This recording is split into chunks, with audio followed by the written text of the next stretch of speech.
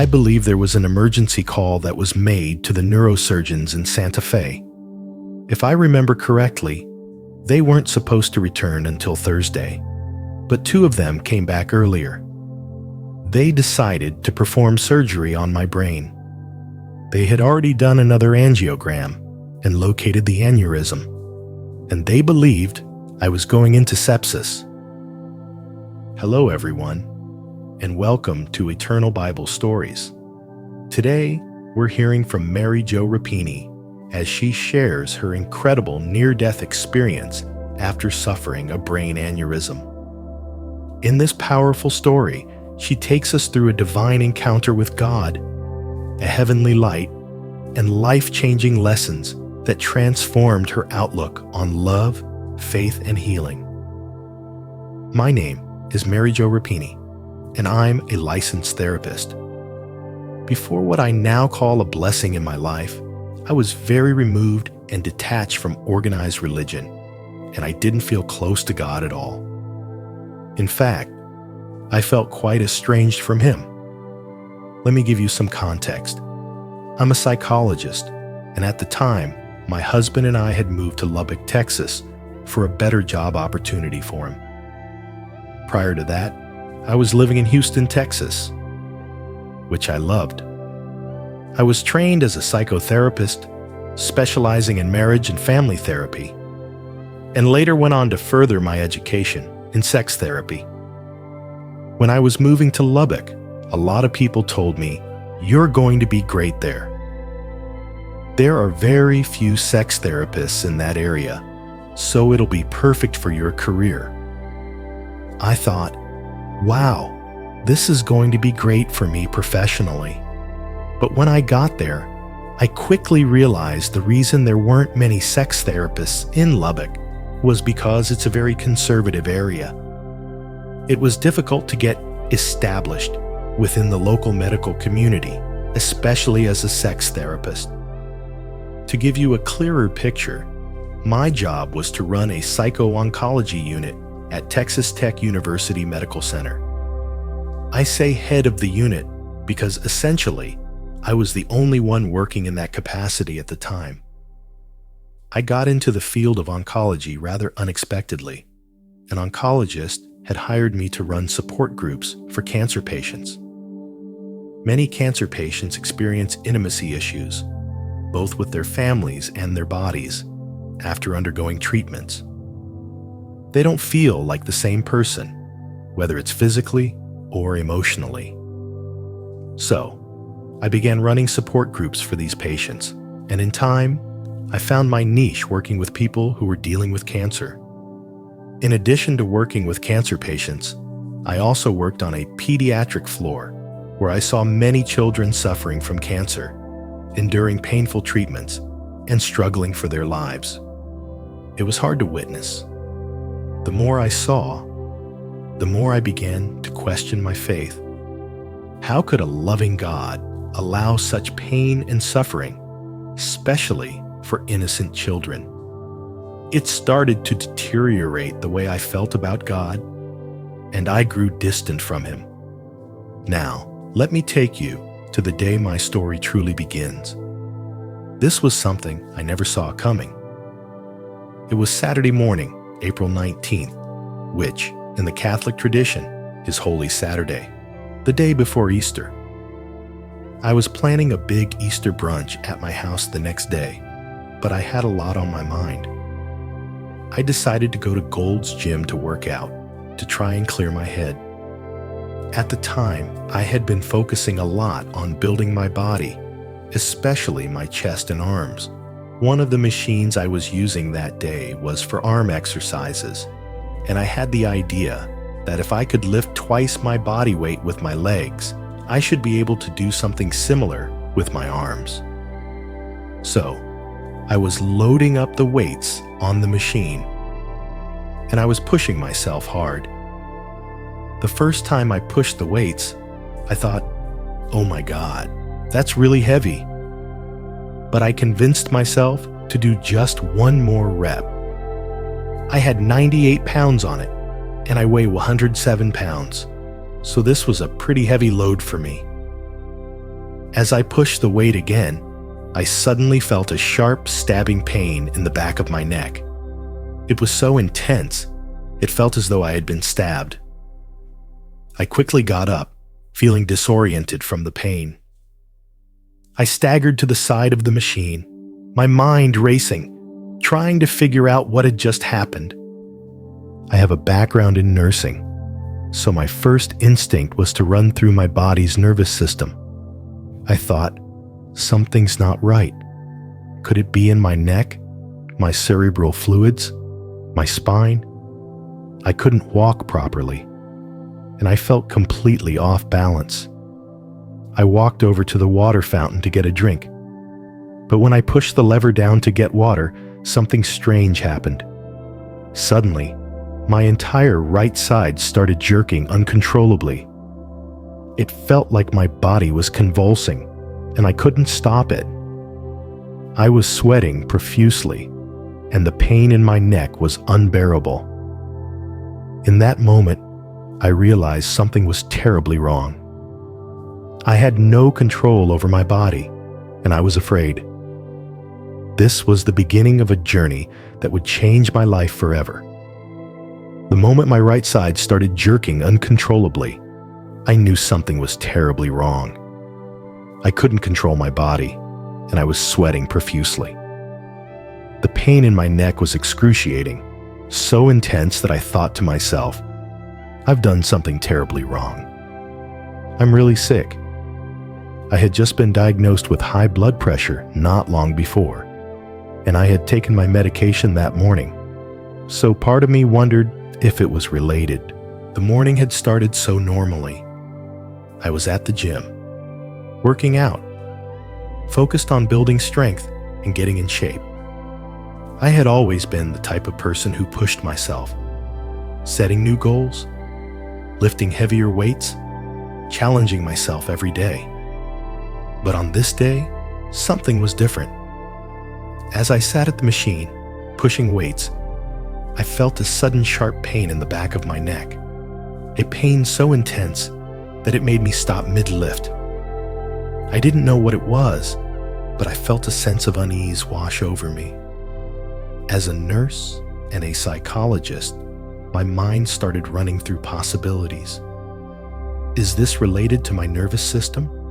Could it be a nerve injury? But it didn't make sense. I tried to shake it off, thinking maybe I had just overexerted myself. But then it happened again. The pain worsened, and my body began to convulse. It felt as though I'd lost control of my own movements. I couldn't stop it. My right side jerked involuntarily, and I could barely walk. In that moment, I realized I was in serious trouble. I stumbled over to the water fountain, hoping that taking a drink would help. But as soon as I pressed the lever, my body began to tremble uncontrollably. It was as though I couldn't control my muscles anymore. Panic started to set in. I was sweating profusely. My vision was blurred, and I felt completely disoriented. I was frightened and knew something was very wrong, but I also realized I needed help immediately. A man at the gym, who knew me well, noticed that something wasn't right. He called out to me, "Hey, muscle woman, what's going on?" I managed to tell him that I needed help, that I thought I needed an ambulance. My face must have been pale because he rushed to the front desk to call for assistance. Within minutes, the gym manager was by my side, comforting me, talking to me, trying to keep me calm. She called the ambulance and also notified my family. It was a blessing that my husband was in town that weekend. He had taken a job at MD Anderson in Houston, but he was home for the Easter holiday. If he hadn't been there, I would have faced this alone. I remember feeling both terrified and incredibly relieved that he would be with me.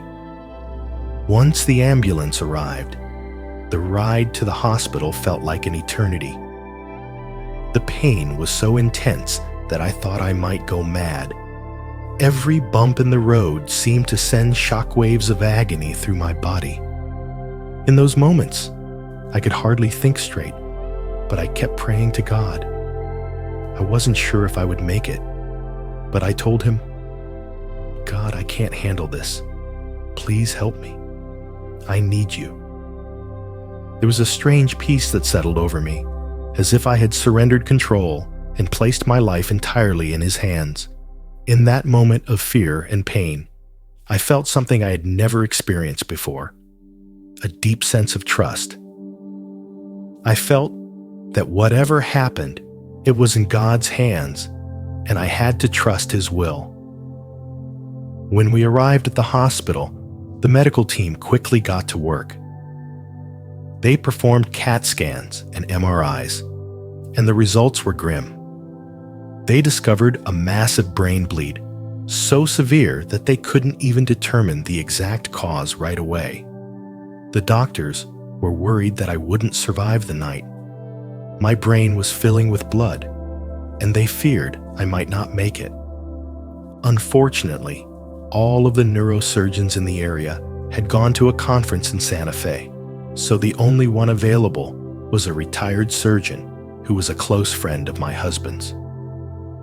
He came in to assess my condition and explain that there was too much blood in my brain to get a clear picture of where the bleed was coming from. The situation was dire, and they had to make a decision quickly. They could either try to stabilize me and wait, but that would carry a high risk of death within the next 24 hours, or they could fly me to Dallas, where specialists could perform surgery. My husband and I had made a pact years ago. If either of us ever faced a catastrophic illness, we would never leave each other. We'd witnessed so many people die alone, and we promised each other that no matter what happened, we would be there for each other. That was one of the hardest moments of my life, knowing that my husband couldn't fly with me because of the weight restrictions on the jet. But he made the decision to stay behind. He couldn't let me go alone. As I lay there, preparing for the flight to Dallas, I was in and out of consciousness. I was terrified, but also strangely calm. It didn't make sense. I had always been an anxious, high-strung person, always in control, always worried about everything. But here, in the face of my own mortality, I felt a sense of peace. I thought about how I had always struggled with my faith and how, over the years, I had distanced myself from God. But in that moment, I felt His presence more powerfully than ever before.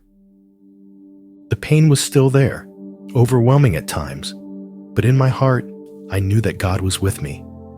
I prayed, God, I don't care if I live. I've had a good life. If it's your will that I go, I accept that. I am grateful for everything you've given me. I realized then that this wasn't just a prayer of surrender. It was a prayer of trust. I was letting go of control, truly and fully, for the first time in my life. And in that moment, something miraculous happened. I experienced the peace that surpasses all understanding. As the jet soared toward Dallas, I felt God's presence with me. I wasn't alone, even if my husband wasn't by my side in that moment. God had taken His place in that space, and I felt His love holding me. Later, when the neurosurgeons and doctors talked to me about my recovery, they told me that part of the reason I did so well was because I had been in great physical shape. They said it helped my body withstand the trauma. But I can't accept that explanation. What truly made the difference was my willingness to let go, to surrender everything to God. That moment of submission was powerful. It changed the trajectory of my illness and my recovery. And so, I tell this story not just as a doctor, but as someone who has experienced firsthand the power of faith, surrender, and the healing that comes when we trust in God's will. I've learned that healing is not just about physical recovery, but about the transformation that happens within, the way our hearts and minds are reshaped when we let go of our fears and trust in God's plan. I can't fully explain what happened to me. I can only tell you that it was as real as anything I've ever experienced. There are no words to capture the depth of that moment, but I know it was something extraordinary. I woke up on Easter Sunday after they had managed to stabilize me. By that point, they had done everything they could with medications and other interventions, but the doctors were still cautious. They were not ready to say I was out of the woods, but they were somewhat reassured by the fact that I seemed to be more alert, more awake than they had expected, given the severity of the bleeding in my brain. Nurses and doctors continued to monitor me closely, running tests every few hours, including ultrasounds on my brain, which they performed so frequently it seemed like every 30 minutes. They were doing everything they could, but the situation was dire. My family and friends visited me regularly, trying to offer support, but I was caught in a fog of fatigue, pain, and disbelief at what was happening to me. At that point, I had been planning to host Easter brunch at my house, but here I was, lying in a hospital bed, unsure whether I would make it through the night. I had been scheduled to host a large family gathering at our home, but my focus had shifted. Now, my only thought was about my survival, and if I didn't make it, I wanted my family to have others around them. I didn't want them to be alone. I realize now how odd it was that I was so insistent on this, but I truly believed that my time might be up. For some reason, I had come to accept the possibility of death in that moment, and oddly enough, there was no fear, no sadness in my heart. It wasn't a feeling of hopelessness. It was almost the opposite. There was a deep sense of peace, of being in God's will. I didn't have words for it at the time, but now I understand that I was surrendering to something far greater than myself. I had lived my life with a certain level of control, trying to manage every aspect. But here, in the face of death, I let go completely. And that surrender brought an overwhelming sense of calm that I couldn't explain, but I felt deep within me. I made it through Easter Sunday. My husband, Ron, was constantly updating my family and friends. Though I was still in critical condition, it seemed like I wasn't getting any worse, but I wasn't getting better either. I could feel the weight of my condition, the endless pain in my head, the stiffness in my neck, and a constant feeling of nausea. Yet I was strangely detached from it all. I could tell something was very wrong with my body, but I had little energy to react to it. The worst part, though, was the blood. Blood kept draining from my ears and nose. This was a terrifying sign that my brain had been overwhelmed with too much blood. I had a drain tube inserted into my forehead, and while I never saw it, I knew that it was there to help remove the excess blood from my brain. My children visited me, and I could see the shock and fear in their eyes. They were worried, but they were trying to stay strong. Ron, too, was struggling, but he kept up the facade of calm for my sake. For me, the situation was surreal. I was aware of my condition, but there was this almost otherworldly calmness inside me. The pain, the weakness, the suffering, somehow it felt distant, as if I was outside of it. In my mind, I was ready to accept whatever came. I felt as though I was being carried by something much bigger than myself. Then came Tuesday, around 2 a.m. I woke up to the sounds of nurses moving around me. They were putting monitors on me, waking me up for tests, and trying to assess my condition. They told me I wasn't doing well. My oxygen levels were dropping, and they had called Ron to let him know. They told me that they needed to move me back to the ICU for more intensive monitoring. My situation was deteriorating fast, and they were preparing for the worst. I remember hearing them say that they had contacted the neurosurgeons in Santa Fe, but the only one who could come back early was a retired surgeon who was a family friend. The doctors told Ron that my condition was so critical that they couldn't see where the blood was coming from in my brain, and the best option was to fly me to Dallas where specialists could treat me. At that point, I felt this strange detachment from everything. I wasn't frightened or upset. I just felt this calm acceptance. For some reason, I didn't mind the uncertainty. My body was giving out, and it seemed like I might die. But the feeling I had was one of absolute peace. It was as if everything had already been decided, and I was simply a passenger in the process. The journey to Dallas was excruciating. The pain was unbearable. Every bump in the road felt like a sharp stab of agony, and the only thing I could do was pray. I said to God, I can't handle this pain. I don't know if I can make it through this. I need your help. But even in that moment of intense pain, I felt something shift in me. I remember telling God, if it's your will that I die, then so be it. I've had a good life. I'm ready. Just please, take care of my family. I never thought I would be able to say that, to truly let go of the need to control the situation. But as I said those words, it was like a weight lifted off me. It was a surrender, an offering of myself to God. And with that surrender came peace. In that moment, I truly let go of everything, and it felt as though my body and mind were finally in harmony with God's will. It was the most peaceful feeling I've ever known. When the doctors later explained my recovery, they credited my physical health with helping me survive. They said my fitness played a role in how well I responded, but I couldn't accept that explanation. Yes, I had been in good shape, but the real reason I survived was the peace that I found in that moment of surrender. It was the act of truly letting go, of trusting in God's plan for me, that made all the difference.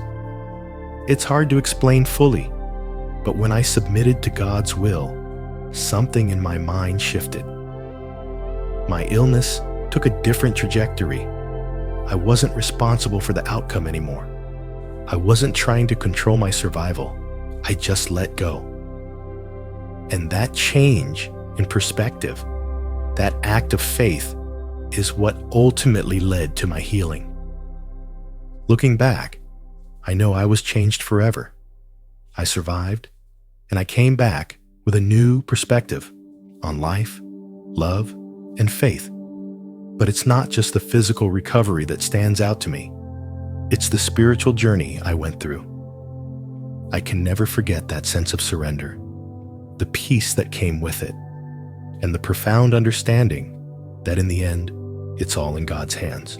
I never imagined that a routine day would lead to a life-altering experience that would change everything I believed about love, faith, and the nature of life itself. As a therapist, I had spent my career helping others heal, but nothing could have prepared me for the personal journey I would embark on. A journey that would begin with a life-threatening brain aneurysm and culminate in a powerful encounter with God that would forever change the way I view the world. The incident started unexpectedly on a Saturday morning during a routine workout at the gym. I had been pushing myself to build strength and achieve my personal best when suddenly I felt a sharp, stabbing pain in the back of my neck.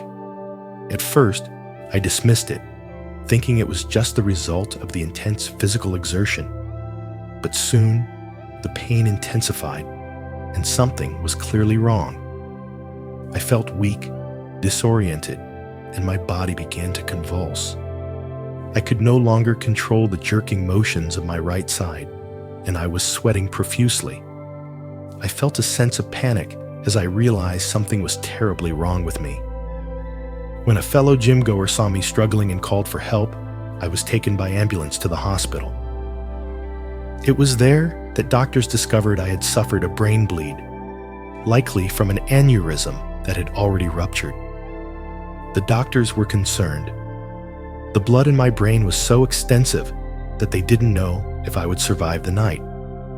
But there was one thing that remained constant in my mind: a deep, unshakable sense of peace. Despite the grave situation, I felt calm in a way that was completely foreign to me. It was almost as if I had already accepted what was happening, even though I had no idea what the outcome would be. As they prepped me for surgery, my situation grew more dire. The neurosurgeons needed to make a quick decision about whether to try a less invasive procedure or open my skull to address the aneurysm directly. They opted for the latter, knowing it was my best chance for survival. At this moment, something extraordinary happened that I can only describe as a divine encounter. As I lay in the hospital room, preparing for surgery, I saw a light, an otherworldly light, that appeared in the upper right-hand corner of the room. This light was not like anything I had seen before. It was soft yet luminescent, glowing with a strange, ethereal quality. It felt warm and inviting, but at the same time, it seemed almost too small to contain the power that I could feel emanating from it. I began to wonder if it was a tunnel, or perhaps some sort of passageway. As I continued to focus on the light, something incredible happened. Without any effort on my part, I began moving toward it. It wasn't like the typical physical movement I was used to. I was not lying flat, but rather sitting upright, and I could see behind me, at my body still lying on the bed. I realized that I was no longer bound by the limitations of the physical world. I felt free, as though my consciousness had separated from my body, and in that moment, I knew that I was witnessing something beyond earthly comprehension. In this state, I could sense my surroundings with an intensity that was almost overwhelming. I could see Ron, my husband, sitting next to me. He was deeply distressed, his head in his hands as he signed a surgical consent form. I had no concern for the form, no attachment to the outcome of the surgery. Instead, I was drawn deeper into this light, into a place that felt familiar, a place I knew well, even though I had never been there before. I entered a space that felt like a vast open room, filled with a gentle, glowing pinkish light. There were no walls, just an infinite expanse of love and warmth. And in that space, I realized I wasn't alone. Though I couldn't see anyone directly, I could sense the presence of other beings, other souls who were with me in this experience. The feeling was difficult to describe, but it was as if everything was one. I wasn't separate from the light, the space, or the others there. It all felt interconnected in a way that transcended human understanding. In that space, I encountered God. I didn't see him in the way I had imagined. There were no grand gestures or bright flashes of light. Instead, it was a quiet, profound presence. I felt his love in a way that was so deep and pure, so overwhelming, that no human comparison could do it justice. It wasn't the love I had known on earth. This love was not human. It was divine, and it felt eternal. God spoke to me in a calm, loving voice, telling me, "It's not your time." At that moment, I was filled with a deep sense of disappointment. I didn't want to leave this place of peace, this place of such profound love. I wanted to stay. But as I struggled with that feeling of wanting to remain, God asked me a question. Have you ever loved anyone the way you've been loved here? The question hit me like a wave. I had spent my life loving my family, my patients, my friends, but the love I felt in that moment was on an entirely different level. It was pure, unconditional, and deep. It was a love that transcended all human understanding. I responded, almost apologetically, "No, that's impossible. I'm just human." And with that, God's presence grew even closer, His love more intense. He gently told me, "You can do better." I didn't fully understand what that meant at the time, but it felt like a promise, a call to live with more compassion, more love, more kindness in my heart. I don't remember leaving that space, but soon after, I found myself back in the hospital room with Ron shaking me gently, urging me to wake up. He told me that the doctors had decided to move forward with the surgery. They were going to open my skull and clip the aneurysm, and there were risks. Risks that I might never be the same again. I might not be able to walk, let alone run, and my personality could change completely. As a runner, the thought of losing that part of myself was devastating. But as I looked into Ron's eyes, I knew that no matter what happened, I was not afraid. I had just spoken to God, and I knew in my heart that it wasn't my time to go. God had given me a sense of peace that transcended all fear.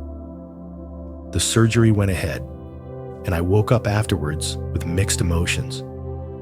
I was deeply grateful to be alive, but I also felt a sense of loss. I had experienced something so profound, so real, that being back in the physical world felt almost alien to me.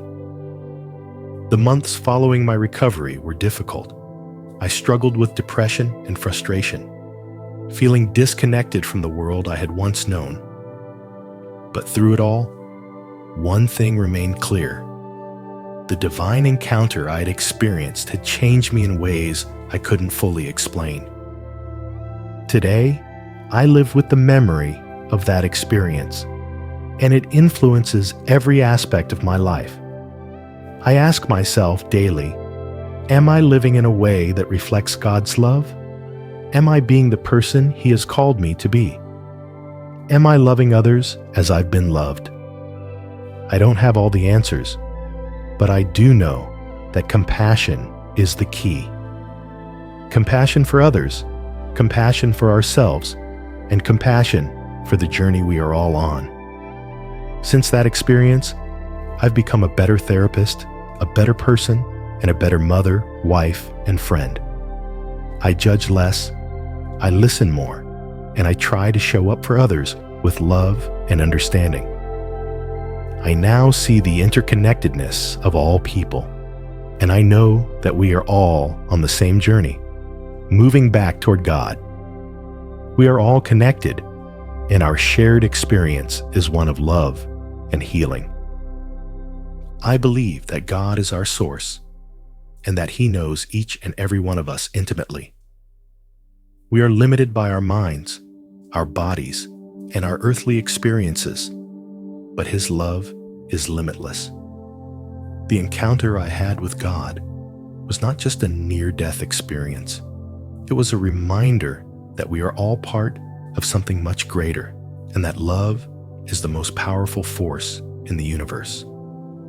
If you are struggling with your faith, with your purpose, or with any of life's challenges, I encourage you to open your heart. Let go of your fears and surrender to the love and the divine presence that is always with you. We are all part of something beautiful, and we are all loved beyond measure. Thank you for taking the time to listen to my story. If you're interested in learning more about how to create meaningful, impactful content, or want to explore how we can all live with more compassion and love, please click the link in the description. I look forward to sharing more with you on this journey.